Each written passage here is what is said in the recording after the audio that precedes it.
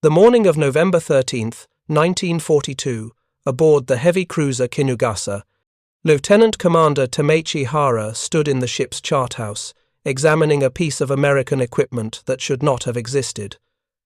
The device sat on the plotting table, still dripping seawater from its recovery, salvaged from a damaged American destroyer during the previous night's chaotic surface action off Guadalcanal. It was a black metal box, roughly 18 inches square, with a circular cathode ray tube display that still flickered weakly despite the saltwater damage. The label stamped on its side read, SG Surface Search Radar, Model SC2. If you're enjoying this deep dive into the story, hit the subscribe button and let us know in the comments from where in the world you are watching from today. Hara had studied electrical engineering at the Imperial Japanese Naval Academy. He understood the basic principles of radio detection and ranging. Japan had been experimenting with radar technology since 1936, and by 1942, most major Japanese warships carried at least one radar set. But as he carefully opened the casing and examined the circuitry inside, something became immediately apparent. This American device was not an experimental system or a prototype installation.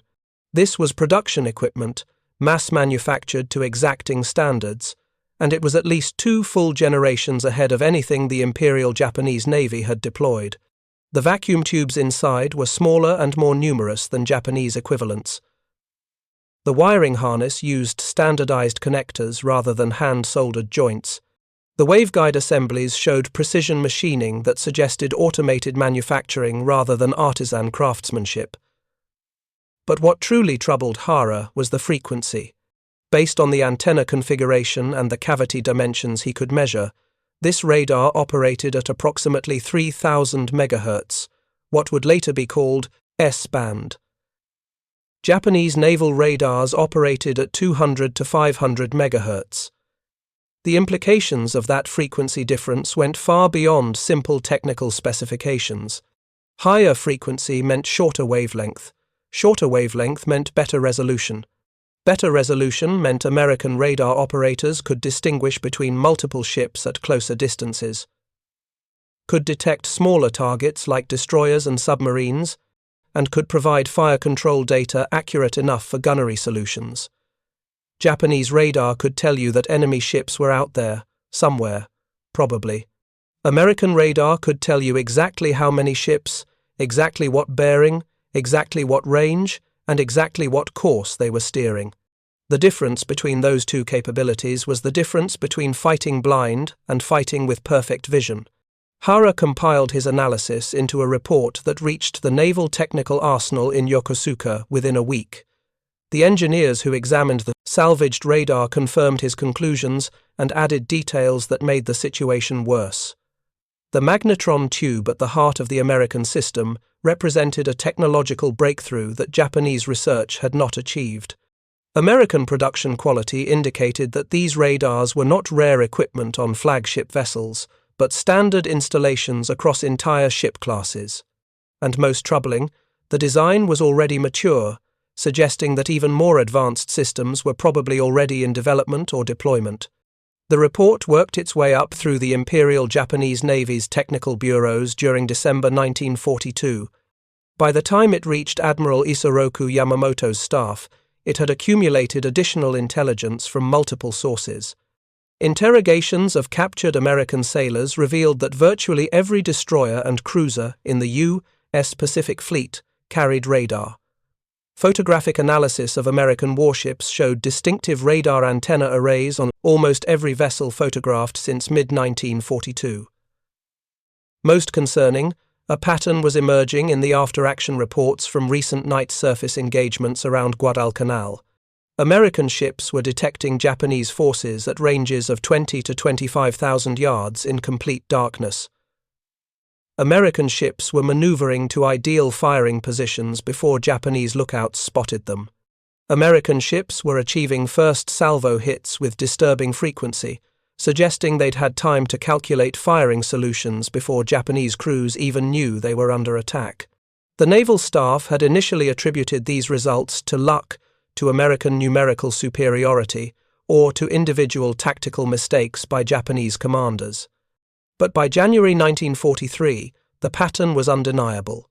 American radar was giving them a night combat advantage that rendered decades of Japanese training and doctrine effectively obsolete. The irony was particularly bitter because Japan had spent years preparing specifically for night combat. The Imperial Japanese Navy's tactical doctrine emphasized fighting at night when superior Japanese optics and intensive training in night operations would provide decisive advantages. Japanese lookouts used Type 93 binoculars, the finest optical instruments in any navy, capable of light gathering that allowed trained observers to detect ships at ranges exceeding 20,000 yards, even under poor visibility conditions. Japanese destroyers and cruisers carried the Type 93 Long Lance torpedo, a weapon with a range of 40,000 yards and a warhead nearly 3 times larger than American torpedoes. Japanese crews trained endlessly in night combat exercises, drilling formation keeping, target identification, and fire discipline in darkness. The entire strategic concept for surface combat in the Pacific assumed that American ships, dependent on inferior optics and less rigorous training, would be at a severe disadvantage in night engagements. Japanese heavy cruisers like Kinugasa, Chikuma, and Chokai were designed and trained to exploit this advantage. Their 8-inch guns could reach out to 32,000 yards, their optical fire control systems were superb, and their crews were drilled to near perfection. In exercises off Japan before the war, these ships had demonstrated the ability to conduct complex night maneuvers and deliver accurate fire against simulated targets in conditions where American observers would have been effectively blind. Then came the night battles around Guadalcanal, and all those carefully prepared advantages collapsed against a technology that Japanese planners had underestimated. The Battle of Cape Esperance on October 11 through 12, 1942, should have been a Japanese victory by every measure of pre-war doctrine. Rear Admiral Aritomo Goto's cruiser force approached under cover of darkness to bombard American positions on Guadalcanal. Goto commanded experienced ships with veteran crews. His formation was tight and disciplined, and visibility was poor enough that Japanese lookouts expected to detect American ships well before being detected themselves. Instead, Rear Admiral Norman Scott's Task Group 64 detected Goto's force on radar at a range of 14 miles. Scott maneuvered his ships into a crossing position that pre-war Japanese doctrine said was impossible without visual contact. At 23:46 hours, American cruisers opened fire at a range of 3,600 yards, their initial salvos guided by radar fire control. The Japanese ships were silhouetted against the coast of Guadalcanal, while American ships remained invisible against the open ocean. Kinugasa took multiple 8-inch shell hits within the first 2 minutes. The heavy cruiser Aoba was crippled and set ablaze. Goto died on Aoba's bridge, probably never fully understanding how American ships had achieved surprise against a Japanese force that was supposed to own the darkness. Japanese survivors described the engagement with confusion and frustration. They hadn't seen the American ships before the firing started. Their optical superiority meant nothing when the Americans already knew exactly where they were and had maneuvered into ideal firing positions minutes earlier. One officer from Kinugasa stated in his after-action debrief that the battle felt like fighting an opponent who could see through walls. The Americans weren't guessing or searching, they knew, and that knowledge translated to devastating tactical advantage. The naval Battle of Guadalcanal, 1 month later, reinforced the pattern with even more brutal clarity. On the night of November 14th through 15th, 1942, Rear Admiral Willis Lee brought the battleships Washington and South Dakota with 4 destroyers to intercept Vice Admiral Nobutake Kondo's bombardment force. The engagement began at 23:17 hours in near total darkness. If you find this story engaging, please take a moment to subscribe and enable notifications. It helps us continue producing in-depth content like this. Lee's ships detected the Japanese formation on radar at 18,000 yards. American destroyers maneuvered to launch torpedoes. American battleships calculated firing solutions. American gun directors tracked targets that remained invisible to human eyes. The heavy cruiser Otago, Kondo's flagship, never detected the American battleships until Washington opened fire at 8,400 yards. The first salvo straddled Otago. The second salvo scored multiple hits. Within minutes, Washington's radar-directed 16-inch guns found the battleship Kirishima and pounded her into a flaming wreck with 9 heavy hits and 46-inch hits from secondary batteries. Kirishima, a veteran capital ship with experienced crew and excellent optical equipment, never landed a single hit on Washington because her fire control teams were shooting at radar contacts they couldn't visually confirm, while American fire control was guided by precise radar data. Japanese radio and intercepts from that night, decoded by American intelligence months later, captured the confusion in real time. One transmission from a destroyer reported, "Large ships bearing 015, range unknown, request instructions." Another cruiser radioed, "Under heavy fire, cannot identify attacking vessels." A third simply transmitted, "Radar emissions detected, extreme intensity, bearing multiple contacts." That last transmission was significant. Japanese radar detectors could sense when they were being painted by American radar, but their own radar couldn't provide the targeting data needed to fight back effectively. They knew they were being watched. They just couldn't see their watchers with anything approaching the same clarity. By early 1943, Japanese commanders were operating with a grim understanding.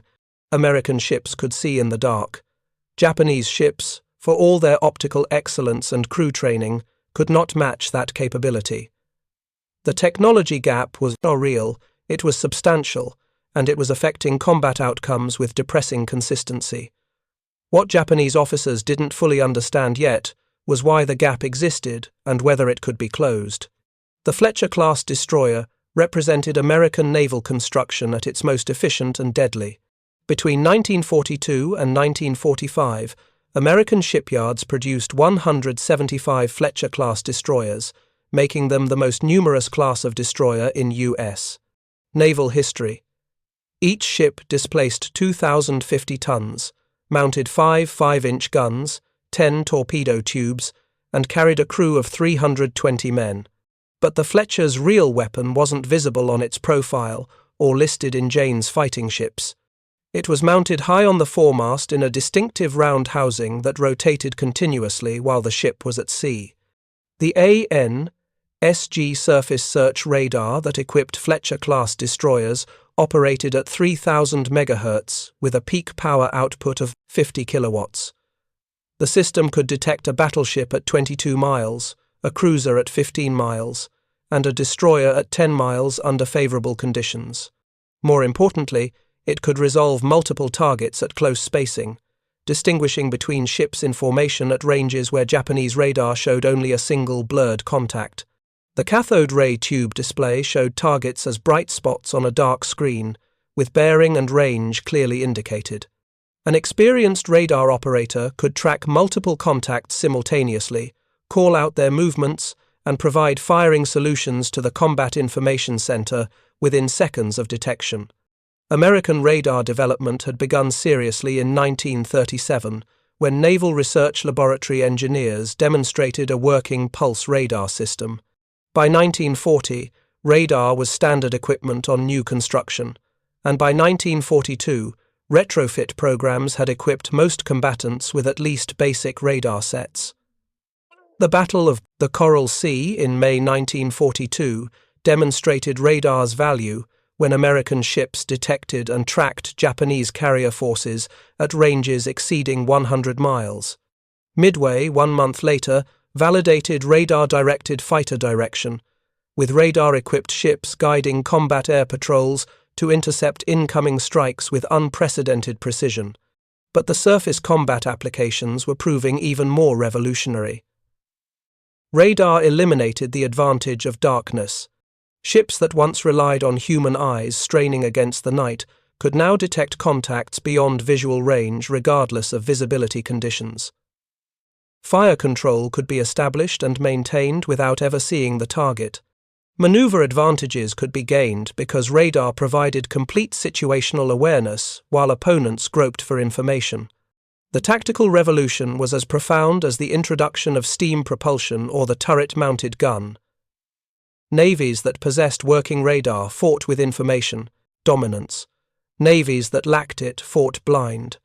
Japanese radar development had followed a different path, one that led to technological dead ends and operational inadequacy. The Imperial Japanese Navy had begun radar research in 1936, actually ahead of some American programs. Early systems showed promise in controlled testing. By 1941, Japanese ships carried Type 21 air search radars and Type 22 surface search radars. On paper, Japan possessed radar technology comparable to potential enemies. In practice, the systems were crude, unreliable, and tactically insufficient. The Type 22 Model 4 surface search radar, the most common set on Japanese cruisers by 1942, operated at 300 MHz with a power output of 5 kilowatts. Detection ranges were limited, 10 miles for a battleship under ideal conditions, perhaps 6 miles for a destroyer, and often less in rough seas or when atmospheric conditions degraded performance. The displays were difficult to interpret. Early models showed contacts as fluctuating lines on an oscilloscope rather than the intuitive plan position indicators American sets used. Operators required extensive training to extract useful information, and even experienced operators struggled to maintain accurate tracking of multiple contacts. Japanese radar sets were also physically large and mechanically fragile. The antenna arrays were bulky and created significant wind resistance when mounted high on masts. The electronics were temperamental, requiring constant maintenance and frequent replacement of vacuum tubes that failed under the vibrations and temperature extremes of shipboard service. Many Japanese radars spent more time under repair than in operational condition, and ships often sailed with degraded or non-functional radar simply because replacement parts weren't available or repair technicians couldn't fix recurring faults. Manufacturing quality contributed to these problems. Japanese electronics production emphasized craftsmanship over standardization. Each radar set was essentially hand-built by skilled technicians who assembled components to specifications, but without the precision fixturing and quality control that characterized American mass production. This meant individual sets varied in performance and reliability. One ship's Type 22 radar might work reasonably well. An identical installation on a sister ship might be nearly useless. Crews couldn't trust their equipment because they'd seen too many instances where the radar failed at critical moments. The frequency limitation was the core technical problem. Japanese radar engineers had struggled to develop stable magnetron tubes capable of operating at wavelengths below 1 meter.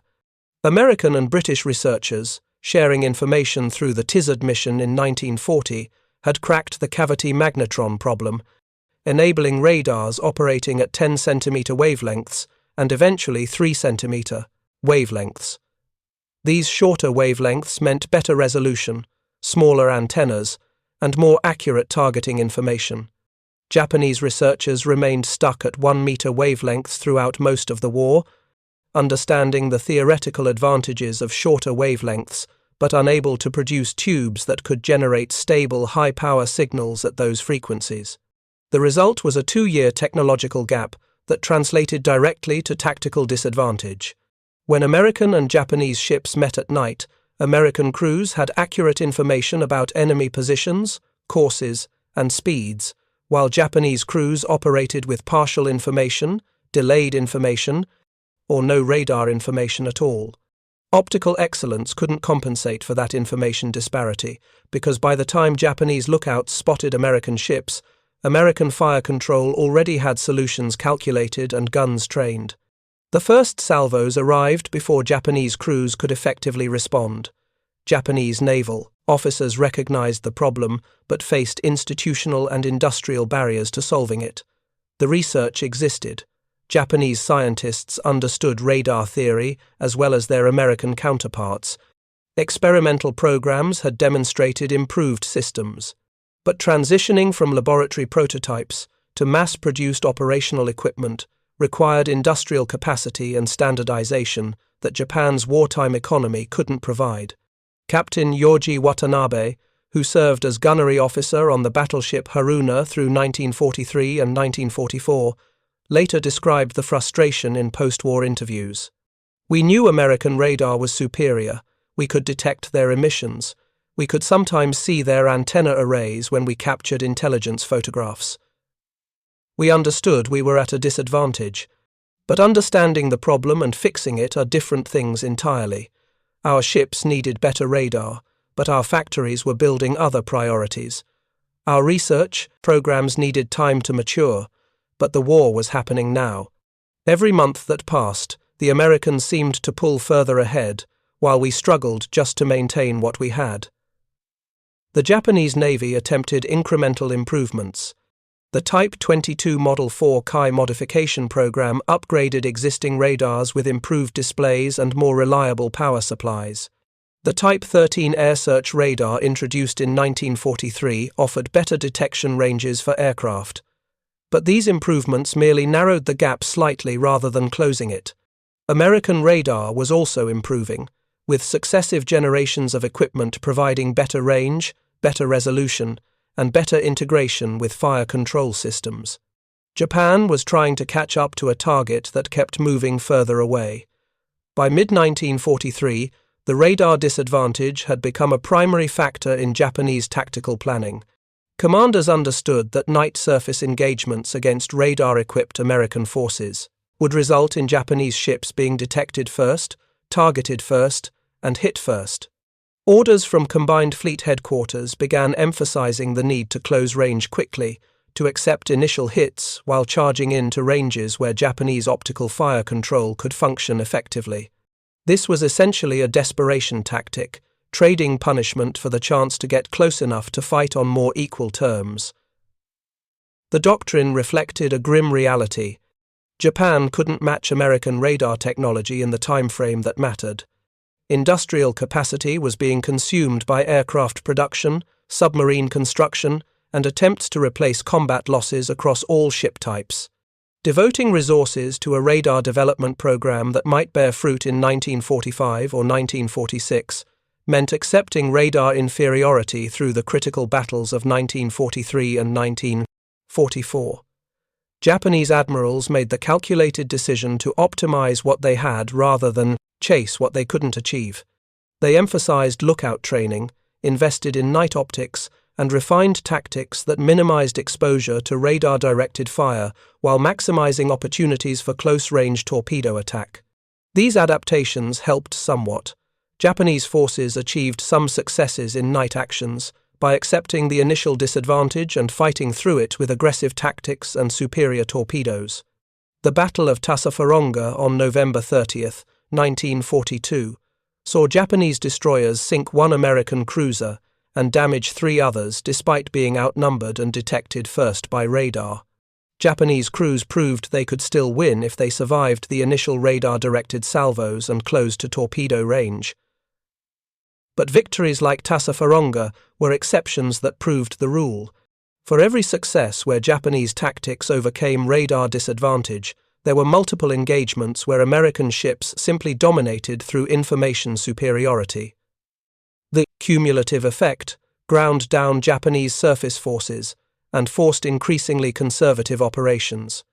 By late 1943, Japanese cruisers and destroyers were operating under the assumption that any night encounter with American surface forces would begin with the enemy holding the tactical initiative. That's not a mindset that produces aggressive, effective operations. That's a mindset that accepts you're fighting from behind. The breakthrough in Japanese understanding came not from further captured equipment, but from signals intelligence and operational analysis conducted through the spring and summer of 1943. Commander Chikao Yamamoto, assigned to the Combined Fleet Intelligence Section, spent months compiling reports from surface engagements, analyzing patterns in American ship movements, and correlating those patterns with known American radar capabilities. What emerged from his analysis was more disturbing than the simple fact of American radar: superiority. The Americans had integrated radar into every aspect of their tactical doctrine, creating a fighting system where electronic sensors, communications, and weapons worked together with devastating efficiency. American ships didn't just detect Japanese forces.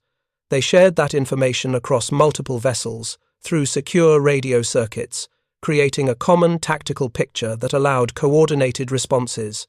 American destroyers acted as radar pickets, pushing forward to detect threats and relay information to cruisers and battleships positioned to exploit that intelligence. American combat information centers processed radar data, visual sightings, and radio intelligence simultaneously, providing commanding officers with situational awareness that Japanese commanders couldn't match even with perfect visibility and unlimited time. The Fletcher-class destroyers exemplified this integrated approach. Each Fletcher carried the AN/SG surface search radar, but also mounted the PERFM, AN/SL aircraft search radar, and the Mark IV radar fire control system for its 5-inch guns. The ship's Combat Information Center received feeds from all these sensors, plus voice radio communications from other ships in the formation.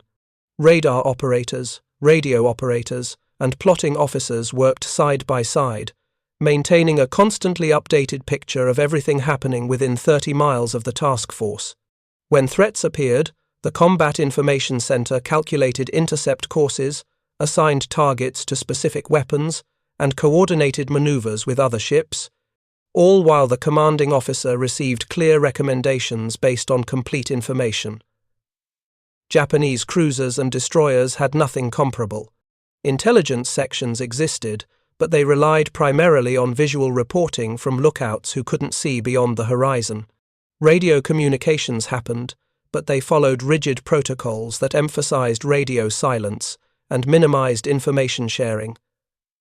When Japanese commanders needed to know what was happening, they went to the bridge wing and looked through binoculars. What they saw was what they knew, nothing more. An American commander in his Combat Information Center knew what his radar operators were seeing, what his lookouts were reporting, what friendly ships were observing, and what intelligence assessments predicted. The information asymmetry was absolute. Yamamoto's report, circulated to fleet commanders in August 1943, stated the problem with bureaucratic precision that couldn't hide the underlying alarm. American surface forces operate with integrated sensor and communication systems that provide tactical information beyond the capability of current Imperial Japanese Navy equipment and doctrine. This information advantage allows American commanders to achieve surprise, maintain situational awareness, and coordinate multi-ship actions with effectiveness that our forces cannot match using existing methods. Closing this capability gap requires not only improved radar equipment, but fundamental changes to ship design, communications doctrine, and command procedures. The report's recommendations were sound but impractical. Build ships with dedicated combat information centers. Install multiple radar types for redundancy and comprehensive coverage. Establish secure radio networks for tactical information sharing. Train specialized personnel to operate integrated sensor systems. Each recommendation required resources, time, and industrial capacity that Japan didn't have in August 1943. The shipyards were struggling to replace combat losses and complete vessels already under construction. The electronics industry was focused on aircraft radar and fire control systems. The training pipeline was barely keeping up with basic crew requirements, let alone creating specialists for equipment that didn't exist yet. Admiral Minachi Koga, who had assumed command of the combined fleet after Yamamoto's death in April 1943, read the report and understood its implications immediately. Japan had entered the war with a surface fleet that emphasized night combat as a force multiplier.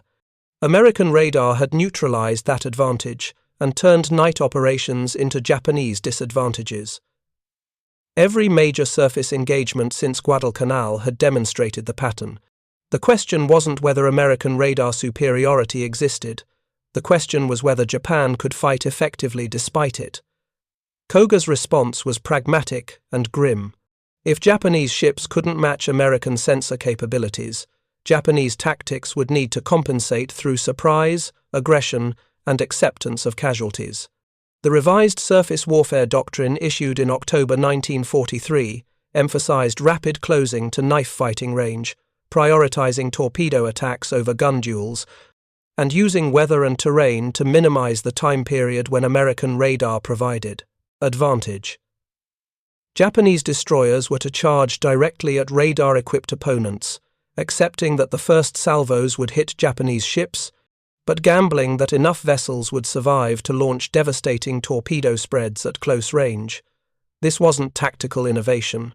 This was tactical desperation dressed up as doctrine. Japanese commanders knew they were asking their crews to sail into gunfire with the hope that some ships would survive long enough to strike back. The Type 93 long-lance torpedo gave them a weapon that could potentially sink American capital ships with a single hit, but only if Japanese destroyers lived long enough to reach launch range. The doctrine essentially conceded that Japanese ships would absorb punishment because they had no alternative. The Battle of Empress Augusta Bay on November 2, 1943, demonstrated exactly how this doctrine played out in practice. Rear Admiral Sentaro Omori commanded a force of 2 heavy cruisers, 2 light cruisers, and 6 destroyers, with orders to bombard American positions on Bougainville. Rear Admiral Aaron Merrill's Task Force 39 detected Omori's force on radar at 23:27 hours at a range of 12 miles. The Americans had time to maneuver into a favorable position, coordinate their formation, and prepare fire control solutions, while Japanese lookouts were still searching for contacts they couldn't see. When the engagement began at 23:46 hours, American cruisers and destroyers opened fire with radar-directed salvos that straddled Japanese ships immediately. The light cruiser Sendai took multiple 6-inch hits within the first 3 minutes and fell out of formation, burning. The heavy cruiser Myoko maneuvered desperately while her optical fire control teams struggled to acquire targets that were still nearly invisible. Japanese destroyers charged forward as doctrine required, attempting to close to torpedo range. But American destroyers were already maneuvering to intercept, guided by radar plots that showed every Japanese movement in real time. The heavy cruiser Haguro did manage to land several 8-inch hits on American ships, proving that Japanese gunnery remained excellent when fire control teams could actually see their targets. But accuracy under those conditions required getting close enough that American optical systems also worked effectively, which meant fighting where both sides could hurt each other rather than where only Americans could engage. By the time the battle ended at 02:30 hours, Japan had lost Sendai and the destroyer Hatsukaze, with multiple ships damaged. American losses were minimal, 1 destroyer damaged. The exchange rate favored American forces by every measure. Japanese survivors reported the same frustrations that had characterized every night engagement for the past year. They had been detected long before they could detect the enemy. American ships had maneuvered with confidence while Japanese ships reacted. Fire control had been a nightmare of trying to acquire fleeting targets while incoming shells bracketed Japanese vessels with disturbing accuracy. One destroyer captain stated in his after-action report that fighting felt like boxing against an opponent you couldn't see who could see you perfectly. Every punch you threw missed or glanced off, while every punch coming back landed clean.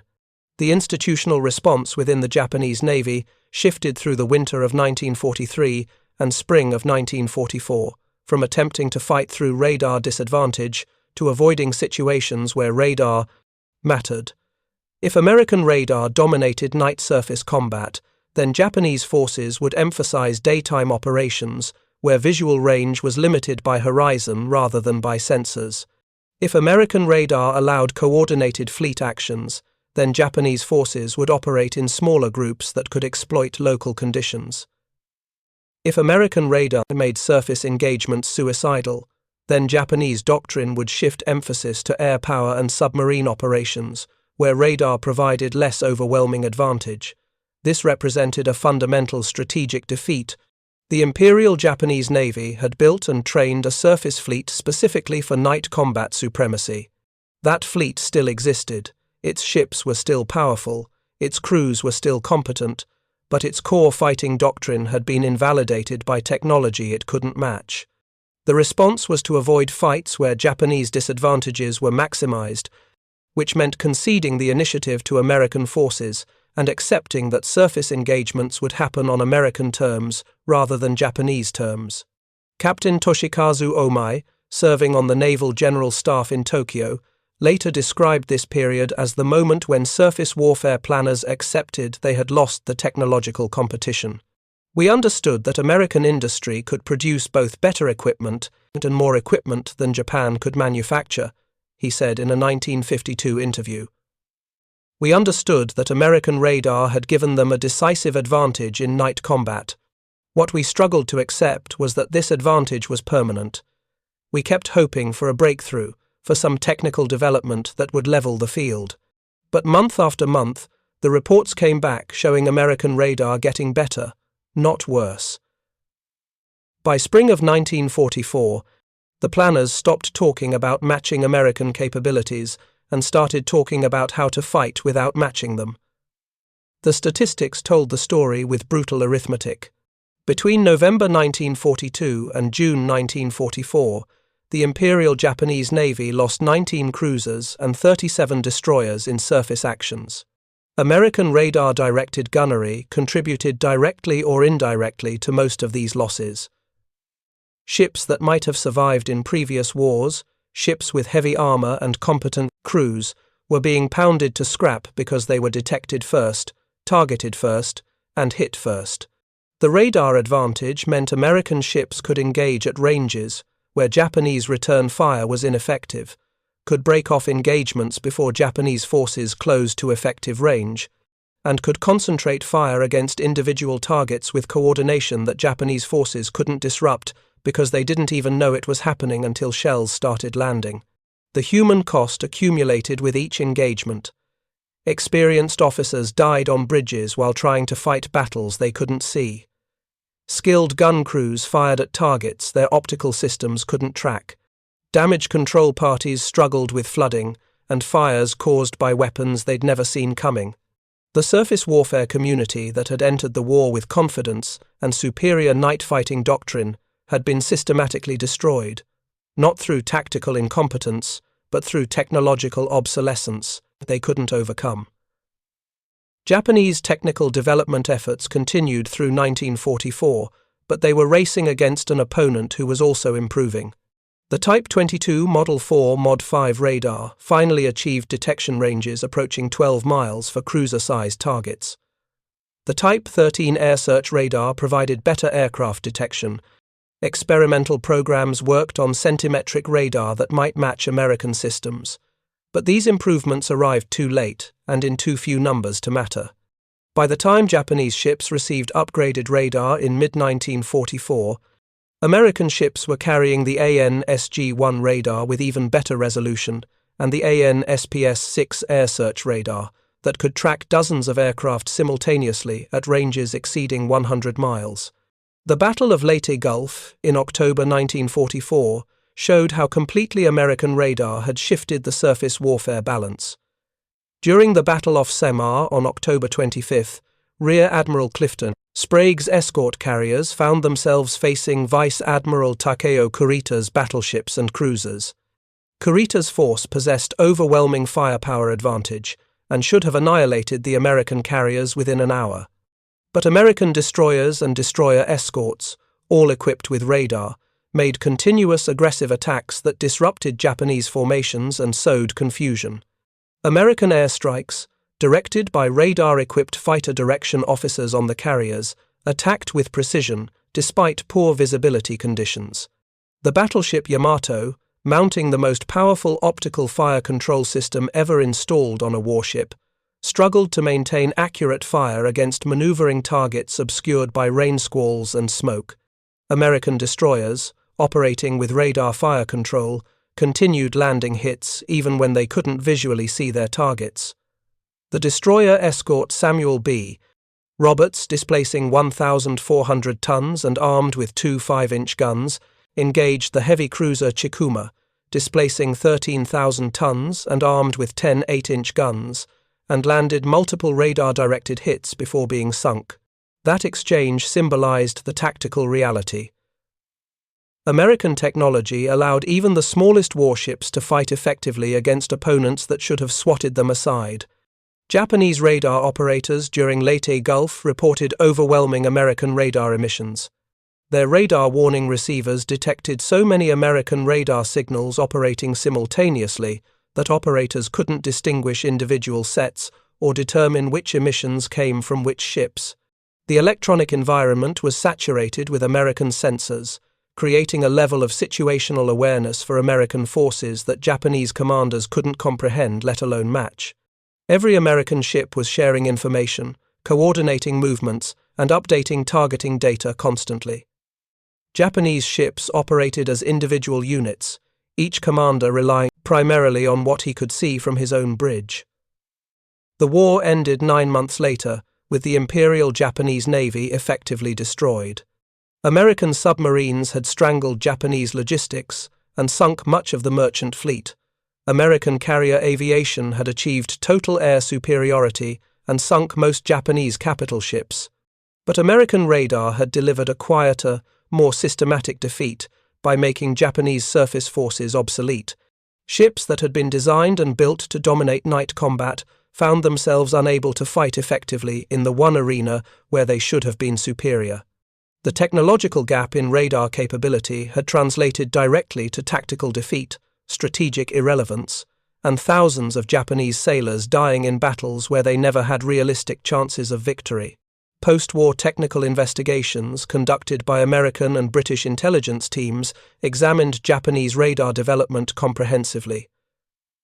The findings confirmed what combat had already demonstrated. Japanese radar technology had lagged approximately 2 to 3 years behind American and British equivalents throughout the war. Japanese scientists understood radar theory adequately, but industrial limitations, resource constraints, and institutional conservatism had prevented them from translating that understanding into effective operational equipment at the scale and timeline required. By the time Japanese engineers solved technical problems like magnetron stability and display clarity, American engineers had moved on to solving the next generation of problems. The broader lesson extended beyond radar, specifically to the entire question of technological competition during wartime. Japan had entered the war with excellent ships, well-trained crews, and sound tactical doctrine based on pre-war conditions. But war accelerates technological development in ways that peacetime planning can't predict. The side that can innovate faster, produce better equipment in larger quantities, and integrate new capabilities into operational doctrine holds overwhelming advantage. Japan's industrial base and scientific infrastructure couldn't match American capacity in 1941, and the gap widened every year the war continued. American radar development benefited from several factors Japan couldn't replicate. First, American industry had standardized mass production techniques that allowed rapid scaling from prototype to full production. Second, American electronics companies like RCA, General Electric, and Western Electric had deep experience in commercial radio and telecommunications that translated to military radar development. Third, American and British scientists shared research through formal cooperation agreements, allowing both nations to avoid duplicating effort and accelerate development. Fourth, American industrial capacity meant that resources devoted to radar production didn't require sacrificing other critical programs. Fletcher-class destroyers could carry sophisticated radar because American shipyards could build both the ships and the electronics simultaneously without resource conflicts. Japan lacked all these advantages. Japanese electronics production remained craft-based rather than mass-produced. Japanese companies operated in competitive isolation rather than collaborative development. Japanese industrial capacity forced constant trade-offs between aircraft, ships, radar, and every other military requirement. The result was that Japanese radar programs were always under-resourced, always behind schedule, and always competing for attention against more immediate operational needs. The human dimension of this technological failure deserves recognition. Japanese radar technicians and engineers worked desperately to close the gap, knowing their efforts directly impacted the survival of ships and crews. They produced incremental improvements under impossible conditions with inadequate resources and insufficient time. Their failure wasn't lack of ability or effort. It was the mathematical certainty that insufficient resources cannot produce sufficient results, regardless of how skilled or dedicated the people involved might be. Japanese naval officers who survived the war carried the psychological burden of having commanded men in battles where technological inferiority meant defeat was nearly inevitable. They had asked their crews to sail into gunfire, knowing American radar had already targeted them. They had ordered aggressive tactics designed to compensate for sensor disadvantages that couldn't be overcome through aggression. They had watched ships sink and men die, while understanding that superior courage and training couldn't defeat superior technology. That knowledge marked them. Captain Hara, who had examined that first captured American radar set in November 1942, survived the war and later wrote extensively about Japanese naval operations. In his memoir, published in 1956, he reflected on the moment he opened that salvaged radar and understood what it represented. "I realized immediately that American radar was superior to ours," he wrote. "What took longer to understand was that the superiority wasn't temporary or accidental. It reflected fundamental differences in industrial capacity and scientific coordination that Japan couldn't overcome during wartime. We were fighting an opponent who could see in the dark while we carried the finest binoculars in the world. The quality of our optics didn't matter when the enemy didn't need optics at all." The legacy of Japan's radar failure influenced post-war naval development globally. Every major navy that analyzed Pacific War surface combat reached the same conclusion. Radar integration was not optional. Soviet naval construction emphasized radar and electronic warfare from the earliest post-war designs. British and French naval rebuilding prioritized modern sensor suites over guns and armor.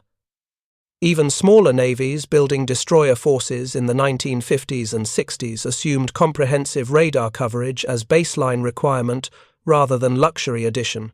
The Fletcher-class destroyers that had demonstrated radar's decisive advantage remained in service for decades after the war. Many were transferred to Allied navies under military assistance programs and continued operating through the 1970s and even into the 1980s with upgraded electronics. The basic design that had carried those revolutionary radar sets proved adaptable enough to accommodate successive generations of sensors. The USS Kidd, a Fletcher-class destroyer converted to a museum ship in Baton Rouge, Louisiana, still displays its AN/SG radar installation, a silent testimony to the technology that changed naval warfare permanently. For the Imperial Japanese Navy, the radar gap represented a larger truth about the Pacific War. Japan had entered the conflict betting that superior training, tactical doctrine, and warrior spirit could overcome material disadvantages. That bet might have paid off in a short war where initial advantages could be pressed to decisive victory. But in a long war where industrial capacity and technological innovation determined outcomes, Japan's disadvantages compounded with each passing month. American radar superiority was one piece of that larger pattern, but it was a piece that illustrated the whole perfectly. By 1942, American industry was already producing equipment Japan couldn't match. By 1943, the gap was widening. By 1944, Japanese forces were fighting with technology that was obsolete compared to current American systems. The story of Japanese officers studying captured American radar and realizing the extent of their blindness wasn't about individual failure or lack of effort. It was about the inexorable mathematics of industrial warfare. Technology compounds, advantage, builds on advantage. The side that starts ahead and possesses greater resources to maintain that lead creates gaps that determination and courage cannot close. Japanese sailors fought with exceptional bravery throughout the war. Japanese officers demonstrated tactical creativity and operational competence, but they did so while effectively blind in battles where their opponents saw everything. That made their courage tragic rather than triumphant, and their competence insufficient rather than decisive. The cruisers that had been designed for night combat supremacy finished the war as scrap on the ocean floor or rusting hulks in harbours. Testimony to doctrine made obsolete by technology. The destroyers that had trained endlessly for night torpedo attacks found themselves detected and targeted before they could execute their missions. The optical fire control systems that represented the finest pre-war naval technology gathered dust while radar operators on American ships tracked targets from the comfort of illuminated combat information centers. The paradigm had shifted completely, and Japan had been on the wrong side of that shift from the moment the first American SG radar began rotating its antenna in 1942. Thank you for watching. For more detailed historical breakdowns, check out the other videos on your screen now, and don't forget to subscribe.